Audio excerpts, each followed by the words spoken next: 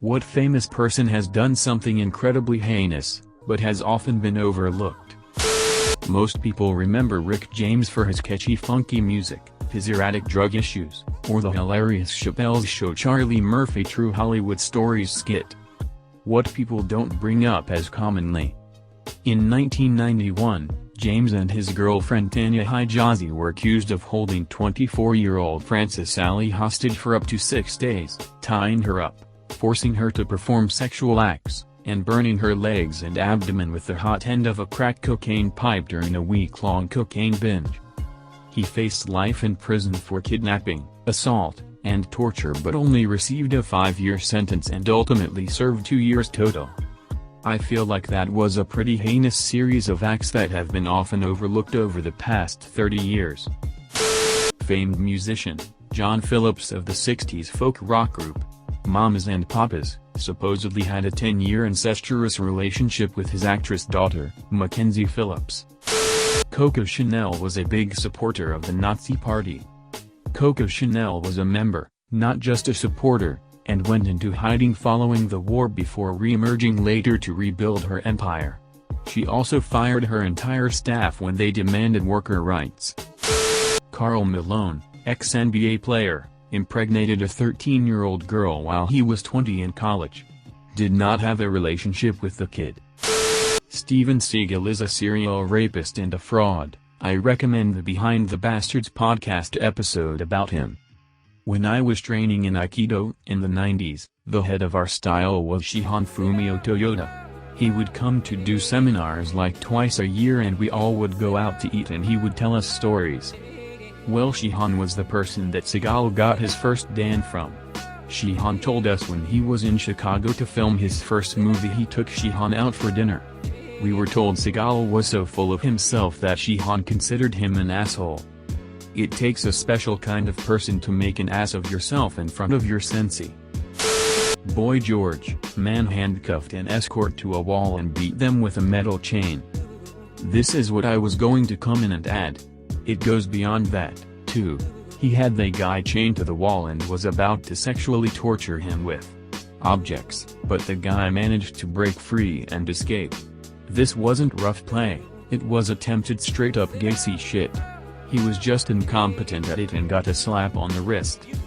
The fella used to work in my local pub, he was a nice guy. Horrible thing to happen to him. Chris Benoit is more known for the circumstances of his death. Long story short, he's a wrestler, received too much chair shots to the head in his career, developed the brain of an 80-plus-year-old man at barely 40, had a breakdown and killed his wife, his son and then himself. Once they learned this, WWE tried to basically bury him and act like he never existed despite the fact that he was an enormous main eventer back then. Everyone is aware of this and it's often debated whether Benoit is a victim or not. But then you have Jimmy Snuka over there who killed his girlfriend in cold blood for seemingly no reasons and this motherfucker is in the Hall of Fame and no one seems to care. Benoit's legacy is so complicated as a lifelong wrestling fan. When I was a kid, Benoit was just so goddamn cool. He was amazing to watch. I think about the regard he would be held in if not for his what both happened to him, and what he did to his family. But there is more to add to what you said. WWE also unpersoned his son David.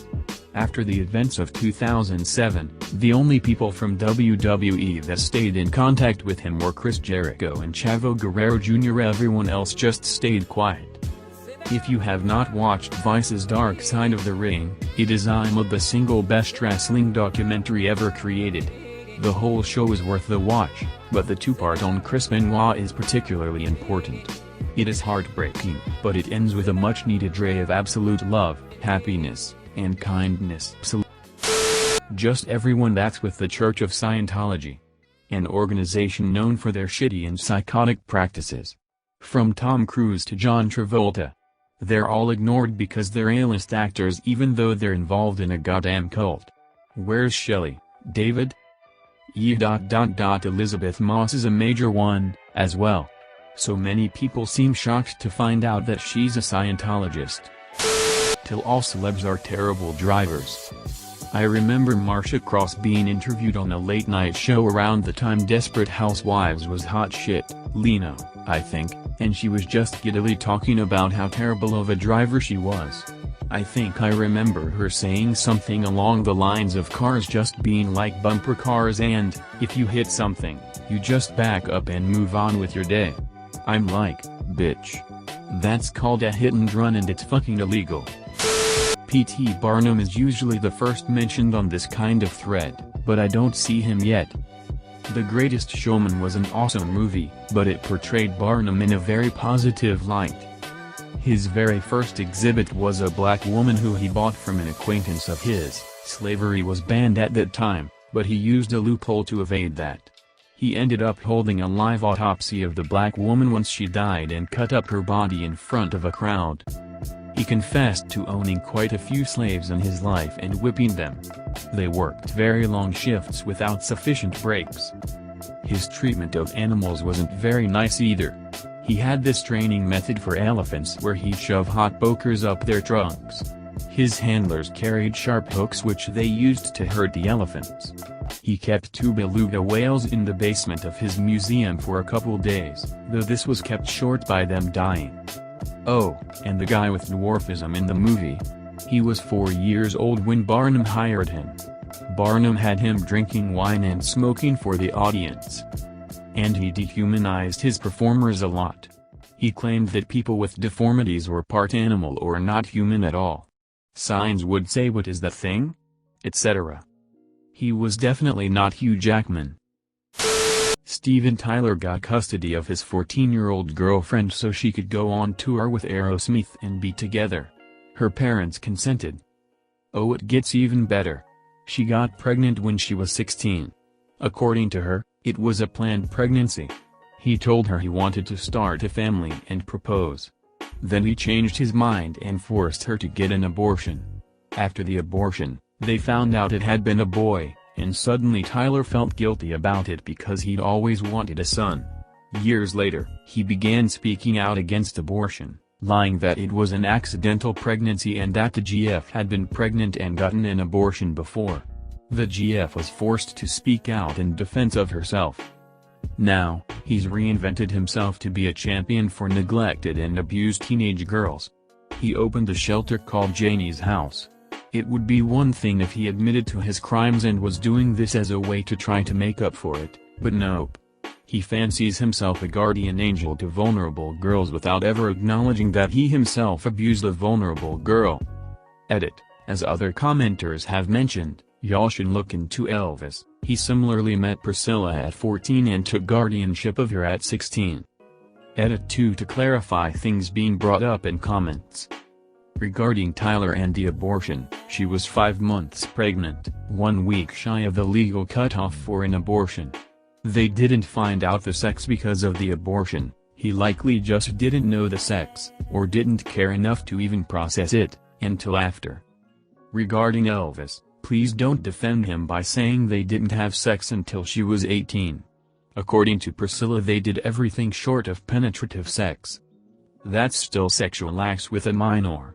The only reason they didn't have penetrative sex was because he was obsessed with her purity and therefore virginity.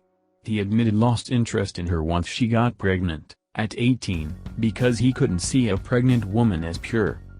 There are plenty of other cases of famous musicians having full-blown relationships with young girls. Ted Nugent also adopted his GF. Jerry Lee Lewis married his 13-year-old cousin. Decaf has a good list below of some of the worst examples. Jeffree Star. The amount of followers he still have after everything he's done is amazing. Yes. It's mind-blowing how this continues to go ignored. Right now as we speak, he's being hit with another allegation. Not to mention all the stuff about Davi. Awful. Salman Khan, the Indian actor, not the Khan Academy gentleman, killed 1 person and injured 4 other homeless people sleeping on the streets after his car crashed into them. He has also been accused for poaching black bucks, chinkara etc. In addition to this, he has also harassed a well-known actress after they broke up. Every time a lower court convicts him, he appeals to a higher court granting him a bail. Duck him. Duck that bastard. Edit, to avoid misunderstanding with a gentleman of the same name. Untitled, for grooming kids and abusing multiple people of all ages. He's recently been verified by Twitch. I'm so disgusted and furious. No one should ever forget what he did. In the early 90s, Tom and Roseanne Barr Arnold financed a large-scale meth operation in southeast Iowa that ran through Tom's brother-in-law's horse breeding operation. This one doesn't get a lot of publicity, but to the locals, it's just a known fact. Edit, didn't expect this to blow up. Some background information. At the height of their celebrity, Tom and Roseanne spent nearly every weekend in Wapello County, Iowa with his brother-in-law Floyd, who was sentenced to 50-plus years in federal prison for meth. Tom and Roseanne, at the time of the bust, were building a mansion in Eldon, Iowa. Eldon fucking Iowa. Anyone from that area knows the only thing in Eldon is and was meth. My personal sources on this are known associates that did various amounts of time from the bust at Floyd's ranch, his neighbors, and a litany of people who partied with the group in the early 90s. It's assumed by most of those that Tom and Roseanne are the unnamed informants in Floyd's deposition. They stopped building the mansion and just left it abandoned at that time. Roseanne has never been back. Most rock stars from the 70s law. The majority of them were basically pedophiles. Ted Nugent wrote songs about having sex with underage girls. One 13-year-old girl wound up with both David Bowie and Jimmy Page. It's insane how much they got away with. One of Kiss's songs, Christine 16, has this line: "I don't usually say things like this to girls your age, but when I saw you coming out of school that day I knew, I've got to have you. I've got to have you." Literally sounding like a pervert who spends all day creeping around the high school. Remember the Panama Papers? Yeah, they are still doing it. Melissa Benoit's first husband almost blinded her. So she's been doing the Supergirl TV show for a while now, but a few years back news came out that she had hurt her eye.